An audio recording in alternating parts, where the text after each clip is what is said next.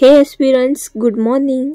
आज बहुत ज़्यादा ठंड है एंड बाहर देखिए आसपास पूरा सन्नाटा है, कोई भी नहीं उठा हुआ है।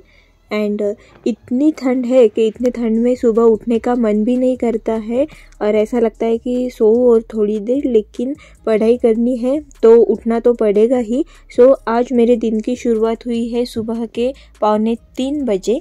मैंने गर्म पानी पी लिया, फ्रेश हो गई हूँ मैं एंड अभी मेरा फर्स्ट स्टडी सेशन करने के लिए मैं बैठ गई हूँ।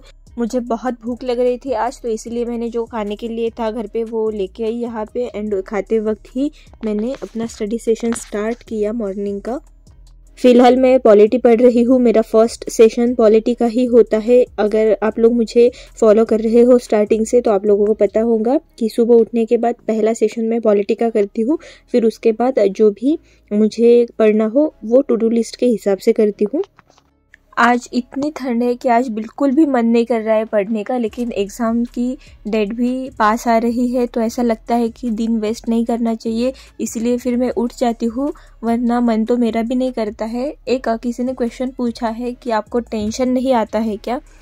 तो टेंशन तो आता है, सभी को ही आता है टेंशन, लेकिन मैं टेंशन दूर करने के लिए क्या करती हूँ, जितना भी सिलेबस है तो वो जो भी मैं अभी टॉपिक कर रही हूँ, जो भी सब्जेक्ट मैं कर रही हूँ जैसे कि पॉलिटी, तो उसको मैं पूरी तरह से देख लेती हूँ कि कितने टॉपिक है, कितने इम्पॉर्टेंट है, कितने टॉपिक को मुझे कितना टाइम देना है, ये मैं पहले ही डिसाइड कर लेती हूँ। जैसे कि मैंने आप लोगों को बताया है कि मैंने पहले भी स्टडी किया है एमपीएससी के लिए, तो उसी के हिसाब से मैं देखती हूँ कि मुझे कैसे करना है, मेरा कितना हो चुका है, किस पे मुझे सिर्फ रिवीजन करना है, किसको मुझे पूरा ही पढ़ना है, एकदम पूरा टाइम देकर पढ़ना है। तो उस हिसाब से मैं टॉपिक्स जो है वो सेग्रीगेट कर लेती हूँ एंड सिलेबस वाइज मैं वो कंप्लीट करते रहती हूँ एंड एक टारगेट सेट करती हूँ। अगर मेरा 2 दिन का टारगेट है किसी टॉपिक का, अगर वो 2 दिन में कंप्लीट होता है तो ठीक, एंड नहीं होता है तो मैं उससे एक्स्ट्रा टाइम देकर, मतलब जग कर या फिर जल्दी उठकर कंप्लीट कर लेती हूँ।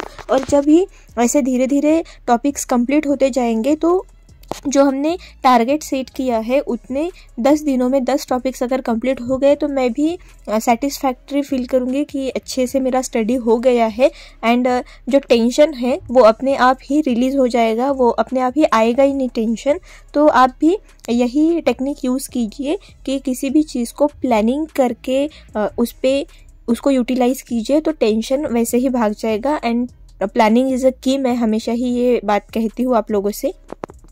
एंड अगर आपका पढ़ने में कभी मन नहीं लगता है तो आप किसी भी यूपीएससी एस्पिरेंट का वीडियो देख लीजिए। जब आप देखेंगे कि वो 2 बजे उठते हैं, 3 बजे उठते हैं एंड पढ़ते हैं, तो आपको भी ऐसा लगेगा कि वो कर सकता है तो मैं भी कर सकती हूँ एंड आप वैसे ही फिर मोटिवेट होंगे एंड स्टडी करने में आपका मन लगेगा। 7 बजे है गाइज एंड अभी मैं जा रही हूँ वॉक पे। आज भी बहुत ठंड है, लेकिन आज मैं मोबाइल साथ में नहीं लेके जा रही हूँ, इसीलिए फिर मैंने आप लोगों को बता दिया। मेरे पास पॉकेट नहीं है मेरे ड्रेस में आज, इसीलिए फिर तो चलिए अभी वॉक से आने के बाद मैं आप लोगों से मिलती हूँ। I am back from walk और अभी 9 बजे है। मैंने नहा लिया, सब कुछ हो गया मेरा, लेकिन ऐसा लग ही नहीं रहा है कि 9 बजे है अभी। मैं आप लोगों को एक बार बाहर का नज़ारा दिखाती हूँ।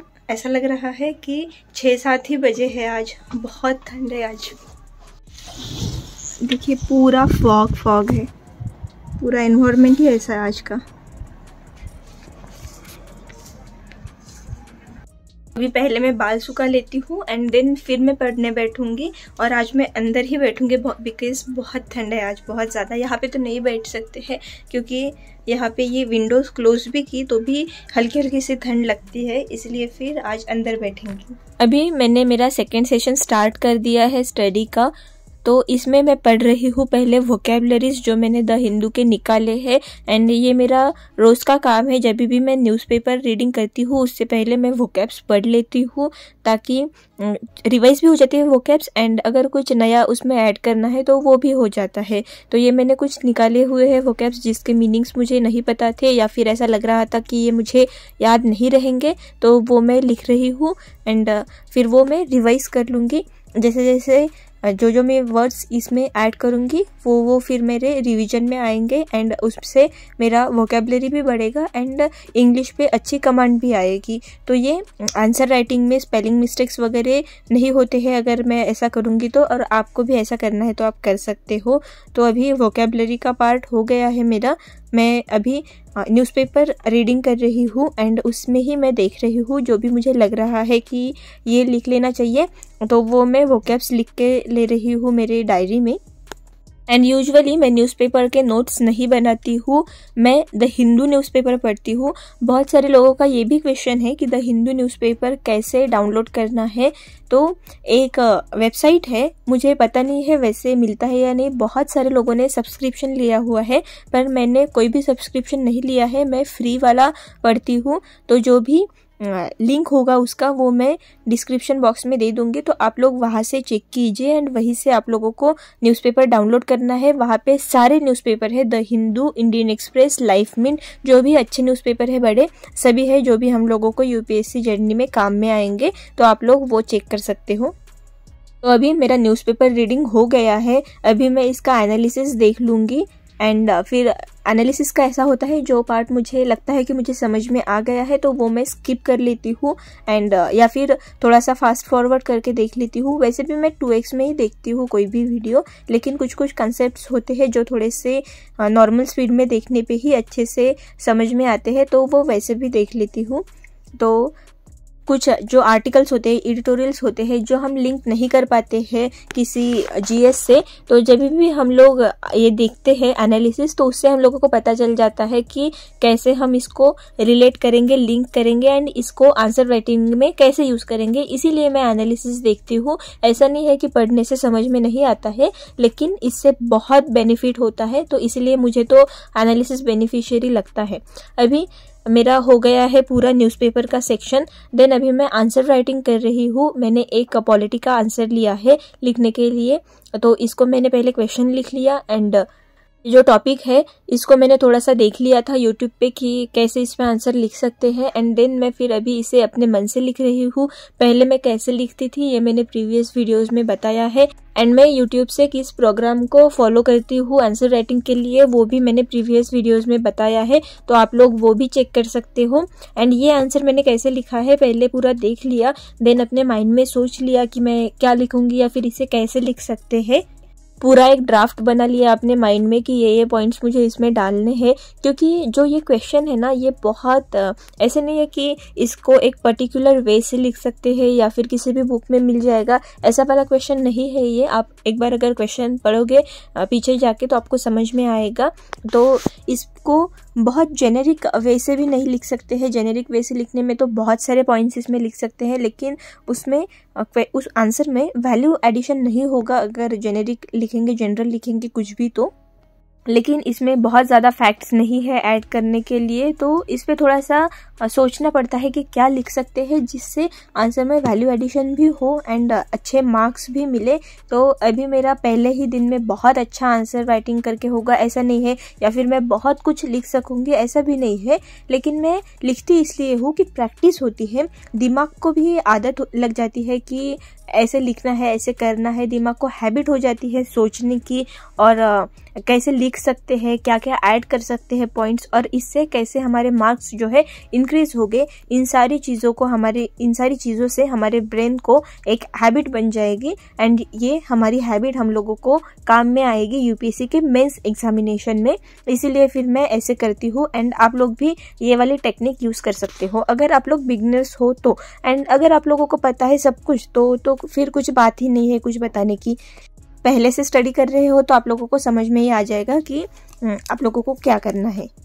एंड आप लोगों को मेरा आवाज़ थोड़ा सा अलग लग रहा होगा या फिर भारी लग रहा होगा, तो वो इसलिए कि मेरा आवाज़ बैठ गया है एंड अभी मैं उसके लिए मेडिसिन ले रही हूँ। थोड़ी सर्दी भी हुई थी मुझे एंड किसी ने मुझे पूछा था कि हमारे यहाँ पे सर्दी नहीं है क्या, तो बहुत ठंड है, 2-3 दिनों से तो बहुत ज़्यादा ठंड है, इसीलिए मैं जैकेट वगैरह पहन के बैठी हूँ। आज मैंने कहा भी था कि नॉर्मल अगर ठंड होती है तो मैं जैकेट नहीं पहनती हूँ, मुझे बहुत ठंड लगती है, लेकिन फिर भी मैं जैकेट इसलिए नहीं पहनती हूँ कि कंफर्टेबल ना फील हो, नींद ना आए। लेकिन आज तो बहुत ही मतलब -डिग्रीज में है क्या पता नहीं ठंड, इतनी ज़्यादा ठंड है आज।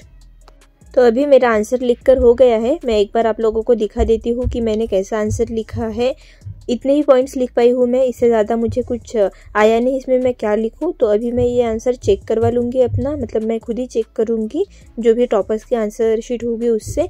एंड देन फिर मुझे एक यूट्यूब पे लेक्चर देखना है, 2 लेक्चर देखने हैं, तो वो मैं दोनों लेक्चर्स अभी देख लूँगी। अभी मेरे पास एक्स्ट्रा मोबाइल है तो मैं शूट कर सकती हूँ, तो इसीलिए फिर मैं अभी ये लेक्चर्स देखूँ और फिर मेरे कंसेप्ट्स जो है जो क्लियर नहीं हुए हैं वो समझ लूँगी। फिर भी मुझे कुछ लगता है कि ये मुझे याद ही नहीं रहेगा तो उसके मैं नोट्स बना लूँगी, वो मैं अलग से लिख लूँगी एंड उसको फिर मैं रिवाइज़ करूँगी। तो ये मेरा पूरा जो है मैं 2x में देखती हूँ, इसीलिए फिर थोड़ा जल्दी हो जाएगा। वैसे 1-1 घंटे के लेक्चर होते हैं तो 2 लेक्चर्स हमारे नियर अबाउट 1.5 घंटे में कंप्लीट होने चाहिए। ऐसे स्पीड से मैं देखती हूँ और समझती भी हूँ। अगर सिर्फ 2x में देखेंगे और समझ में नहीं आएगा तो उसका कुछ फ़ायदा नहीं होगा। तो गाइज़ अभी बजे है 1 एंड अभी मैं लंच कर लेती हूँ। मैंने आज बहुत सिंपल लंच बनाया है, भुर्जी बनाई है एंड उसके साथ में पाव लाई हूँ खाने के लिए। तो अभी भुर्जी पाव खाते हैं, अपना लंच करते हैं एंड फिर मैं अगेन नेक्स्ट सेशन करूँगी पढ़ाई का, जो कि है मेरा 3 बजे तक एंड मैं वो शूट नहीं कर पाई। सो इसके बाद का स्टडी व्लॉग वो नेक्स्ट वीडियो में आएगा। तो thank you so much for watching this video. अगर सब्सक्राइब नहीं किया है चैनल को तो प्लीज़ सब्सक्राइब।